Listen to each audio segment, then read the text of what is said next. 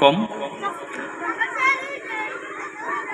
তোমালোকে নিজৰ লাইফ বনাবলৈ হ'লে আমাৰ উপৰোক্ত বক্তাসকলে কৈ গৈছে, সেইখিনি কথাও নিশ্চয় তোমালোকে গুৰুত্ব দিছা। ময়ো তাৰ মাজতে কিছুমান কথা এড কৰিম, সংলগ্ন কৰিম, সংযোগ কৰিম। যদি অলপ মন দি শুনা ভাল লাগিব আৰু সেইটো জীৱনত কামত আহিব। তোমালোকে চাৰিটা কথা গুৰুত্ব দিবা। লাৰ্ণিং টু ন', জনাৰ বাবে শিকিব লাগিব। আমি লাৰ্ণিং টু ন', আমি জানিবলৈ শিকিব লাগিব নে নাই? জানিবৰ কাৰণে আমি শিক্ষাত গুৰুত্ব দিব লাগিব। জানিবৰ কাৰণে যিকোনো বিষয় প্ৰথমতে জানিব লাগিব। লাৰ্ণিং টু ড', আৰু জানি আমি কিবা এটা কৰিব লাগিব। কৰিব লাগিব নে নাই? লাৰ্ণিং টু ড', কৰিবৰ কাৰণে শিকি প্ৰথমতে আমি শিকিব লাগিব। তাৰপিছত লাৰ্ণিং টু ড', তাৰপিছত লাৰ্ণিং টু বি, জনাৰ পিছত কৰাৰ পিছত আমি সমাজত প্ৰতিষ্ঠিত হ'বৰ কাৰণে আমি কিছু কাম আমি কৰিব লাগিব। নিজে প্ৰতিষ্ঠিত হ'ব লাগিব। প্ৰথমতে নিজে প্ৰতিষ্ঠিত হ'ব লাগিব। তাৰপিছত সমাজৰ কাৰণে, দেশৰ কাৰণে, দহৰ কাৰণে কিছু কাম কৰিবলগীয়া আমাৰ থাকিব। সেইখিনি কাম তোমালোকে কৰিব লাগিব।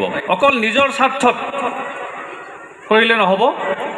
নিজৰ স্বাৰ্থটো হ'বই, কিন্তু দহৰ কাৰণে, দেশৰ কাৰণে, সমাজৰ কাৰণে তুমি কি কৰিব পাৰিছা, কি দিছা, সেইটোহে লক্ষণীয় হ'ব। গতিকে সমাজত প্ৰতিষ্ঠিত হ'বৰ কাৰণে প্ৰত্যেকেই চেষ্টা কৰিব লাগিব। তাৰপিছত learning to be live together, learning to live together, আৰু সমাজত একেলগে মিলা প্ৰীতিৰে বসবাস কৰিবলৈ জানিব লাগিব বা শিকিব লাগিব। কিন্তু আমাৰ সমাজত যি দেখা যায়, আমাৰ সমাজত সঘনে কাজিয়া, হাই কাজিয়া লাগে। এজন যদি অলপ ভাল ডিগ্ৰী লয় বা ভাল চাকৰি এটা পায়, কিন্তু তেওঁৰ ওপৰত ঈৰ্ষা কৰে মানুহে, হিংসা কৰে। নহয়নে? কৰে নে নাই? এইটো আমাৰ স্বভাৱ। এইটো হিংসা কৰিব নালাগে, ঈৰ্ষা কৰিব নালাগে। তেওঁতকৈ মই বেছি কিবা কৰিব পাৰোঁ নেকি, সেইটোহে থাকিব লাগে। সদায় মনটো সদায় প্ৰতিযোগিতামূলক হ'ব লাগে, প্ৰতিযোগিতামূলক। কিন্তু তেওঁক ধ্বংস কৰি নহয়, আনক ধ্বংস কৰি নহয়। আমাৰ সমাজত এটা প্ৰচলিত হৈ আছে, যদি মানুহ এজনে যদি কিবা উন্নত শিখৰত বা উচ্চ শিখৰত উপনীত হয়, তেওঁক কেনেকৈ মানে ধ্বংস কৰা যায়, তেওঁক কেনেকৈ ডাউন দিব পৰা যায়, এইটোহে চিন্তা কৰে নে নাই? আমাৰ সমাজত সেইটো মানে চিন্তা। কিন্তু আচলতে কি কৰিব লাগিব, তুমি কি কৰিব পাৰিছা সমাজৰ কাৰণে? সেই মানুহজন সমাজত প্ৰতিষ্ঠিত হৈছে মানে আমাৰ সমাজৰ কাৰণে এজন ভাল আদৰ্শ পুৰুষ বা আদৰ্শ মানুহ এজন পালোঁ, আৰু তেওঁৰ দ্বাৰা সমাজৰ উপকাৰ হ'ব, তোমাৰ উপকাৰ হ'ব, সকলোৰে উপকাৰ হ'ব, দেশৰ উপকাৰ হ'ব। কিন্তু আমি সেইটো নকৰি সেই মানুহজনক কেনেকৈ আমি মানে ধ্বংস কৰিব পাৰোঁ বা তেওঁক কেনেকৈ ক্ৰিটিচাইজ কৰিব পাৰোঁ, এইটো হৈছে আমাৰ সমাজত কিছুমান মানুহৰ চিন্তাধাৰা।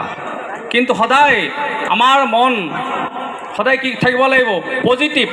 পজিটিভ মাইণ্ড আমি সদায় ইউজ কৰিব লাগিব। পজিটিভ মাইণ্ড, নিগেটিভ মাইণ্ড আমি সদায় এভইড কৰিব লাগিব। নেতিবাচক চিন্তা, যাক নিগেটিভ মাইণ্ড বুলি কয়, থিংকিং। নিগেটিভ থিংকিংটো আমি সদায় কি কৰিব লাগিব? আমি এভইড কৰিব লাগিব। ইগ' মনোভাৱটো আমি আঁতৰাব লাগিব। যিটো আমাৰ গৌৰৱ, আত্মগৌৰৱ, যে এজনে যদি কিবা হৈ যায়, ভাল চাকৰি এটা পাই গ'ল, তেওঁ আৰু সমাজৰ কাৰো লগত মাত বোল নকৰে। মানে সকলো ক্ষেত্ৰত নহয় কিন্তু দেই, কিছুমান তেনেকুৱা হয়, যদি কেনেবাকৈ কিবা উচ্চ ডিগ্ৰী এটা লয় বা ভাল চাকৰি এটা পায়, কিন্তু তেওঁ সমাজৰ লগত কি কৰে, মানে সমাজৰ অন্য মানুহৰ লগত, নিম্ন শ্ৰেণীৰ মানুহৰ লগত সম্পৰ্কটো তেওঁ মানে কৰে, সম্পৰ্কচ্ছেদ কৰে। কিন্তু সেইটো যাতে নহয়, তোমালোকে সেইটো নহ'বা কেতিয়াও। নিজে প্ৰতিষ্ঠিত হ'বা, আৰু সমাজৰ কাৰণে, দেশৰ কাৰণে, দহৰ কাৰণে সদায় ভাল চিন্তা কৰিবা। তেতিয়াহে আমাৰ সমাজখন আগুৱাই যাব। আৰু এটা কথা হৈছে, আমাৰ সমাজত যিটো বৰ্তমান আমাৰ মতিউৰ ছাৰে কৈ গৈছে যে বাল্য বিবাহ, এইটো এটা আমাৰ সমাজত ডাঙৰ এটা ব্যাধি।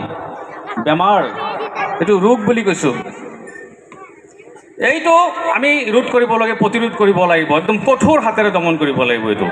আজি আমাৰ এইটোৱে মিটিং আছিলে, আমাৰ দৰঙৰ প্ৰিন্সিপাল হেডমাষ্টাৰসকলৰ এটা মিটিং অনুষ্ঠিত কৰিছিলে ডিপাৰ্টমেণ্টেলি। এইটো তাতে এডিশ্যনেল SP আহিছিলে, ADC আছিলে। গতিকে সেই মিটিংখন এৰি মই 12টালৈকে থাকি তাৰপিছত আহিলোঁ।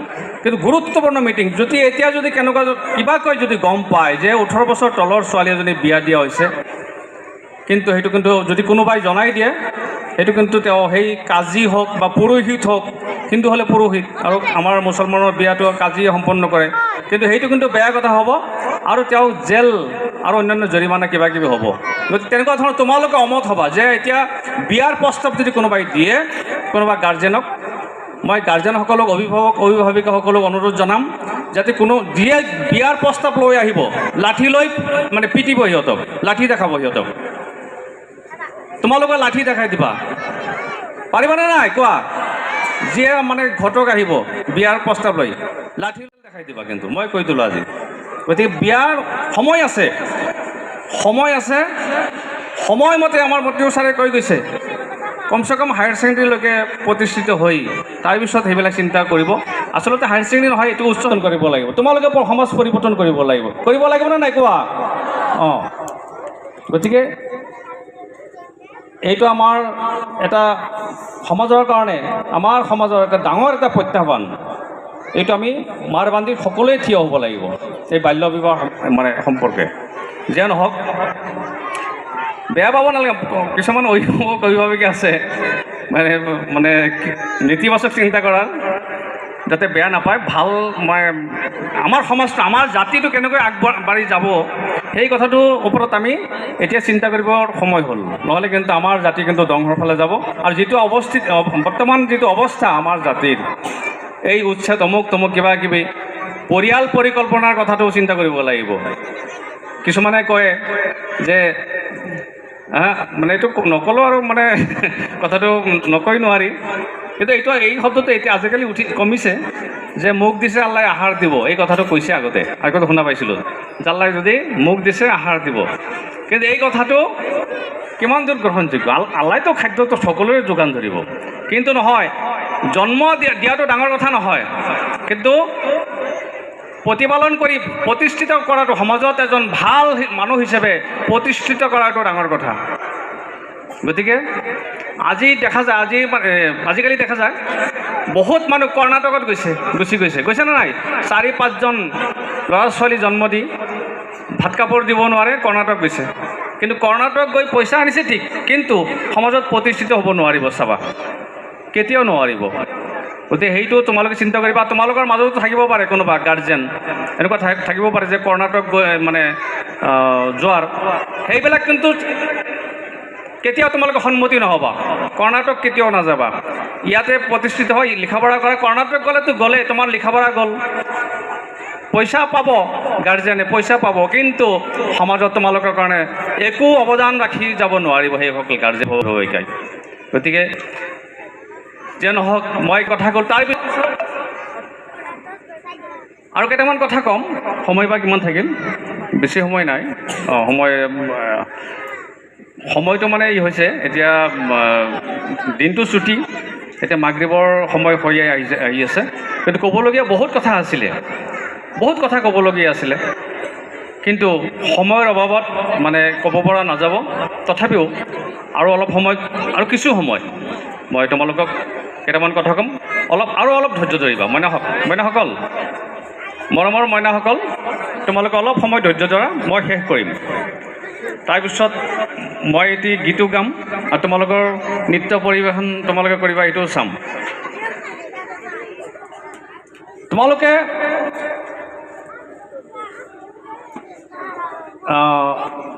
পৰিৱেশৰ কথাটো চিন্তা কৰিবা, পৰিৱেশ সজাগতা, ভেলু বেছ এডুকেশ্যন, পাৰ্চনেল ভেলু, যিটো personal value, social values, national values,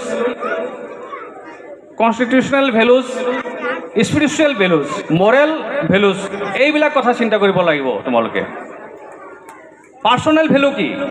ব্যক্তিগত যিটো মূল্যবোধ, তোমালোকে ব্যক্তিগতভাৱে তোমালোকে নিজে চাফ চিকুণ হৈ থাকিব লাগিব, সদায় চাফ চিকুণ হৈ থাকিবা তোমালোকে, সদায় কি হ'ব লাগিব? চাফ চিকুণ হৈ থাকিব লাগিব। তাৰপিছত কি ক'লোঁ?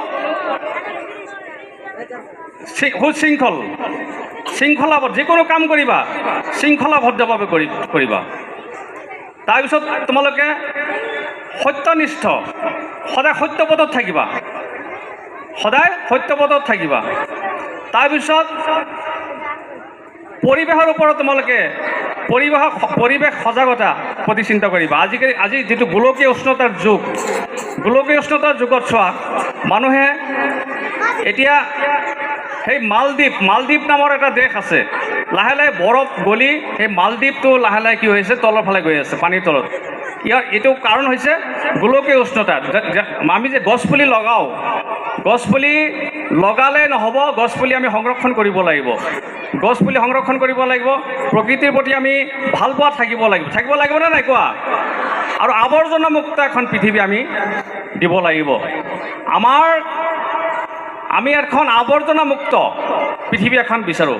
তোমালোকে আজি বহিছা ইয়াতে, কিমান আৱৰ্জনা কৰি ৰাখিছা চোৱা। এই যে ইফালে প্লাষ্টিকৰ যিটো তোমালোকে কৰিছা, এই প্লাষ্টিকটো তোমালোকে পৰাপক্ষত বৰ্জন কৰিবা। পৰিৱেশ প্ৰদূষণ যাতে নহয়, পৰিৱেশৰ প্ৰতি সদায় সজাগ হৈ থাকিবা। তাৰপিছত তোমালোকে কৰিব লাগিব কি?